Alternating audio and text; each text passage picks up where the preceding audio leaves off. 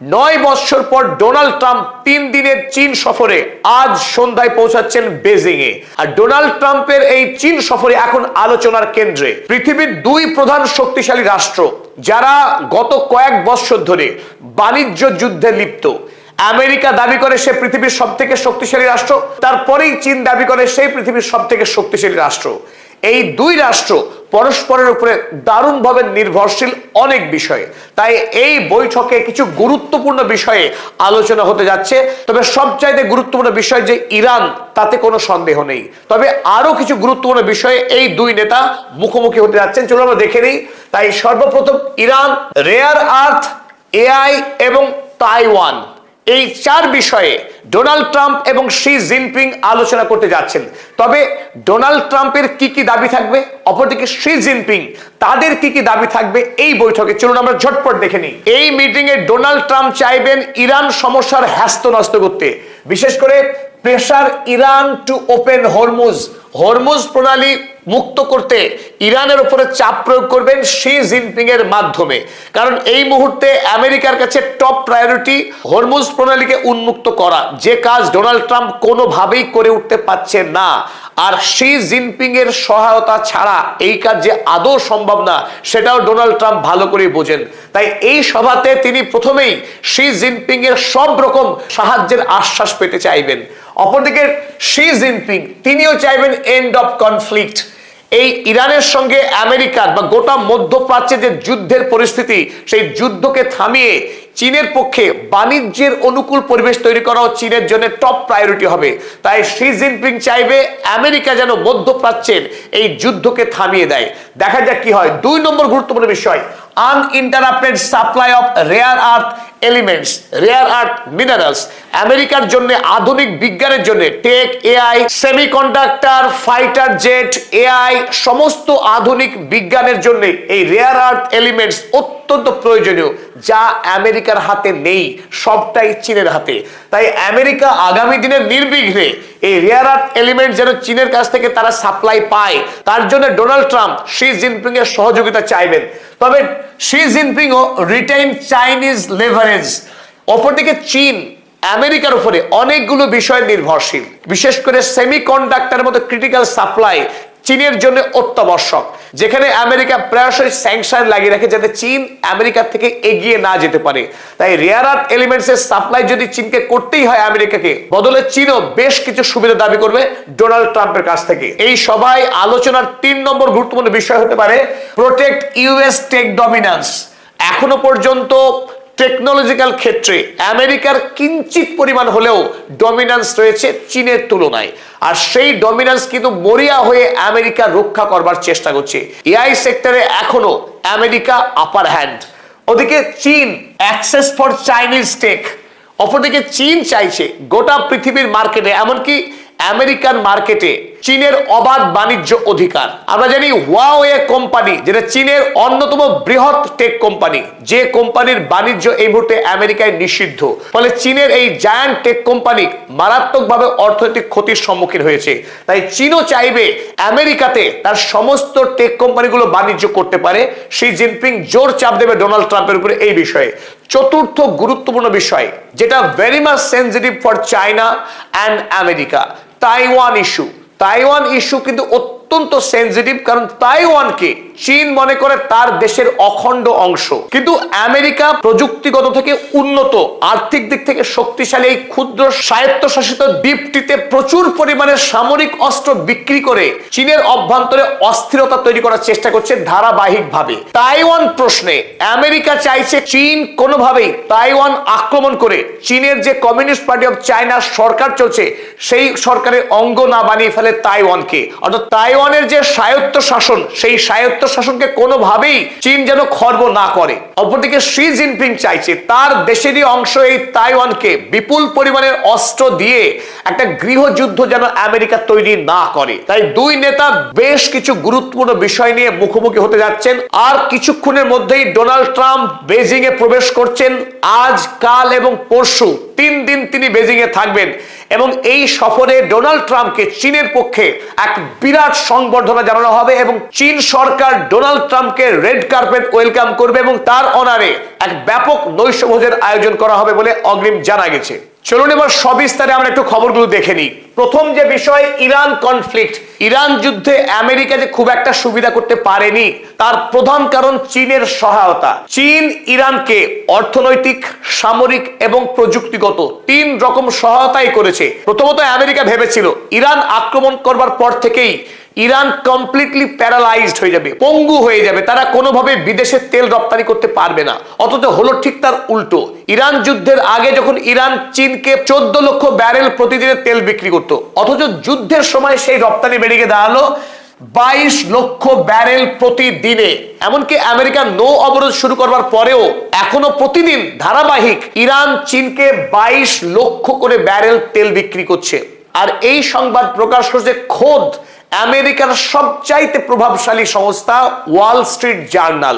আমেরিকার Wall Street journal তারা দাবি করেছে যে ইরান এখনো প্রতিদিন 22 লক্ষ ব্যারেল করে তেল বিক্রি করছে ইরানকে। কিন্তু প্রশ্ন, কিভাবে? একদিকে যখন ওমান উপসাগরে আমেরিকার বিরাট নৌবাহিনী প্রহরা দিচ্ছে, সেই পাহারাকে ভেঙে কিভাবে তেল রপ্তানি করছে ইরান বা চীন, কিভাবে সেই তেল বয়ে নিয়ে যাচ্ছে? ওয়াল স্ট্রিট জার্নালে অনুমান হয়তোবা রেল লাইনে ইরান তেল পাঠাচ্ছে চীনে, কিন্তু এত বিপুল পরিমাণে তেল রেল লাইনেও পাঠানো সম্ভব না। এ এক রহস্য। অর্থাৎ এই প্রতিদিন 22 লক্ষ তেল, বর্তমান যে বিশ্ববাজারে তেলের দাম, সেই তেল রপ্তানি করে ইরান প্রচুর পরিমাণে অর্থ উপার্জন করছে। ফলে যুদ্ধ চালানোর পরেও ইরানের অর্থনৈতিক শক্তি দুর্বল হওয়ার বদলে বরং এই মুহূর্তে ইরান আরো বেশি শক্তিশালী হয়েছে আর্থিকভাবে। দ্বিতীয়ত, মিলিটারি সাপোর্ট। আমেরিকা এবং ইসরায়েলের বিরুদ্ধে লড়াইয়ের ইরানের কাছে প্রচুর পরিমাণে অস্ত্র পাঠিয়েছে চীন। সেই অস্ত্র ইরানের সামরিক শক্তি এবং মনোবল বাড়াতে সাহায্য করেছে। আর তৃতীয় সবচেয়ে গুরুত্বপূর্ণ বিষয়, টেক সাপোর্ট। আমরা জানি আমেরিকার জিপিএস সিস্টেম ইরান ব্যবহার করেনি, সেই জায়গায় ব্যবহার করেছে ভাইডু এবং চীনা স্যাটেলাইট ব্যবহার করে মধ্যপ্রাচ্যে আমেরিকার কোথায় কোথায় সামরিক সেনা ছাউনি রয়েছে, সেখানে কি কি র্যাডার রয়েছে, সমস্ত কেন্দ্রে প্রিসিশন অ্যাটাক করেছে ইরান। আর এই প্রিসিশন অ্যাটাকের কাছেই আমেরিকা নাস্তানুবাদ হয়েছে। আমেরিকা কল্পনাও করতে পারেনি যে ইরান তাদেরকে এত নিখুঁতভাবে আক্রমণ করে গুড়িয়ে দেবে। এমনকি তাদের অহংকারের বিশাল বিশাল রণতরী আব্রাহাম লিঙ্কন এবং ইউএসএস জেরার্ড আরফোর্ড, তারাও আক্রান্ত হয়েছে সমুদ্রে। তাই আমেরিকা পৃথিবীতে আর যে অপরাজেয় নয়, ইরান তা প্রমাণ করেছে। আর নেপথ্যে অবশ্যই শি জিনপিং ইরানের পাশে শক্তি হয়ে দাঁড়িয়ে আছে। তাই ডোনাল্ড ট্রাম্প এবারের সভায় তিনি প্রথম যেটা নিশ্চিত করতে চাইবেন, আগামী দিনে চীন যেন কোনোভাবেই ইরানের পাশে না দাঁড়ায়, ইরানের তেল না কেনে এবং ইরানকে যেন প্রযুক্তিগত সহায়তা না করে।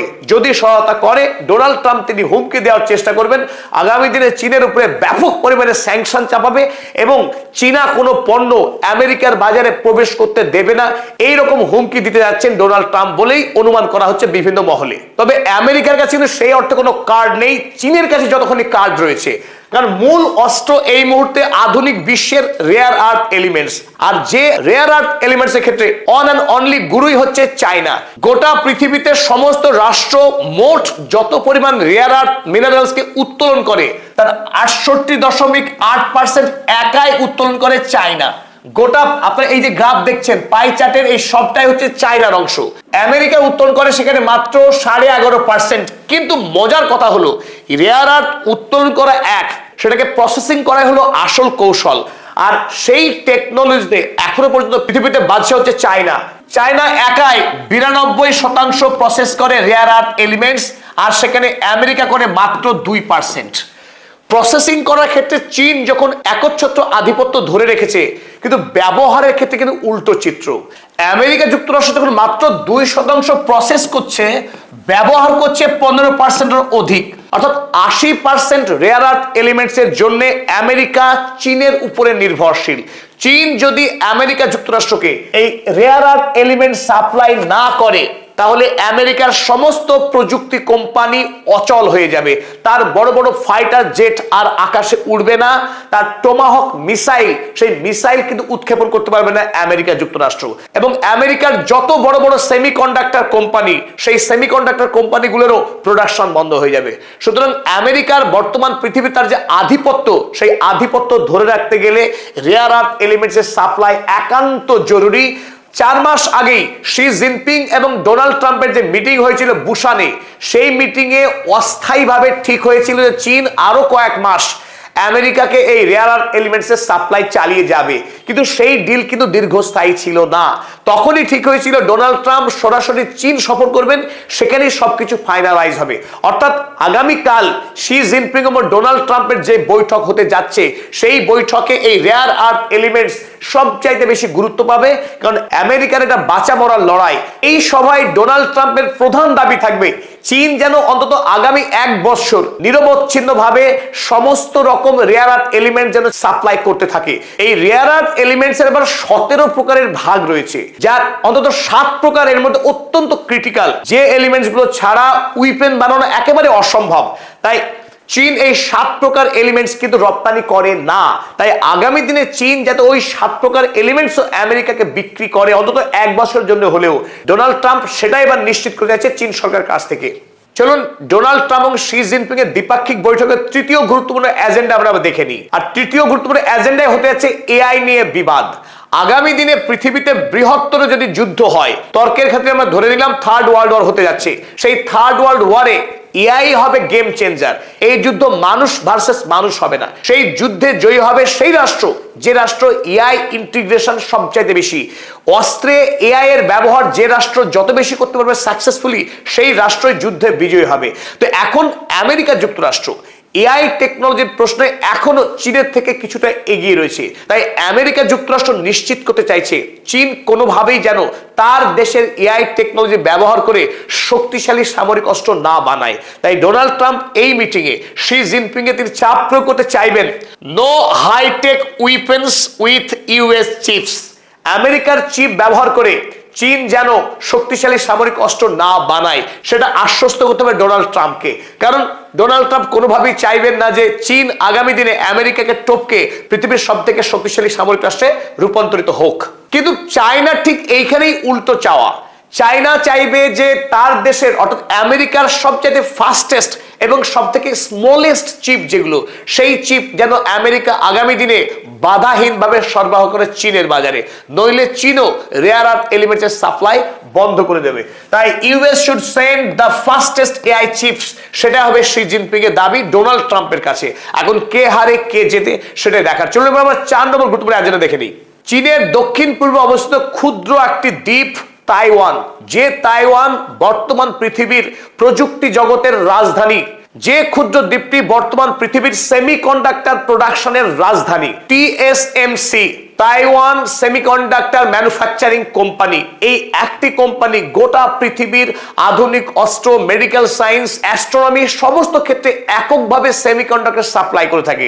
তাই তাইওয়ান অত্যন্ত গুরুত্বপূর্ণ চীনের জন্য, অত্যন্ত গুরুত্বপূর্ণ আমেরিকার জন্য। তাই দুই রাষ্ট্রই চায় এই তাইওয়ানকে হাতে রাখতে। আমরা দেখছি গত কয়েক বছর ধরে আমেরিকা যুক্তরাষ্ট্র ধাপে ধাপে তাইওয়ানকে বিপুল পরিমাণে অস্ত্র সাপ্লাই করে চীনের সঙ্গে একটা আভ্যন্তরীণ দ্বন্দ্ব এবং সংকট লাগিয়ে রাখতে চাইছে। তাইওয়ান যখন চীনেরই রাষ্ট্রের অংশ বলে সারা পৃথিবী মানে, খোদ আমেরিকাও মানে, রাষ্ট্রসংঘও মানে, তারপরেও তাইওয়ানের স্বায়ত্ত শাসনকে কাজে লাগিয়ে ডোনাল্ড ট্রাম্প বরাবর এই তাইওয়ানকে তার নিজের হাতে বশ করে রাখতে চাইছে।